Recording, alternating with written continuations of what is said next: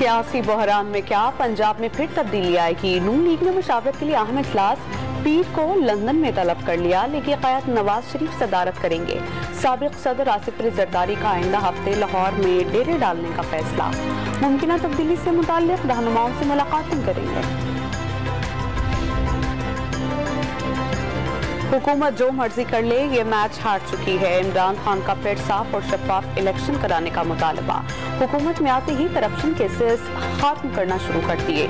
4 सदा में जलसे से खिताब। सरबराह तहरीक इंसाफ का हकीकी आज़ादी के लिए जल्द कॉल देने का ऐलान। तहरीक इंसाफ ने member election commission Nisar Durrani की तैनाती चैलेंज कर दी। इस्लामाबाद हाई कोर्ट में दरख्वास्त पीर को समात के लिए मुकर्रर। निसार दुरानी सिंध हुकूमत के मुलाजिम हैं, दरख्वास्त में मुवक्किफ।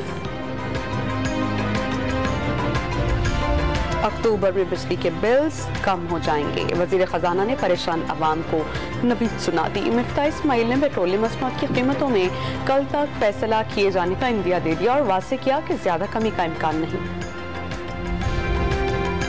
कराची में 90 के करीब खुर्शीद मेमोरियल हॉल की इमारत गैर कानूनी करार, गिराने के लिए तैयारियां शुरू। एडिशनल डिप्टी कमिश्नर वस्ती के मुताबिक जमीन मेडिकल सेंटर के लिए मुख्तस की गई थी।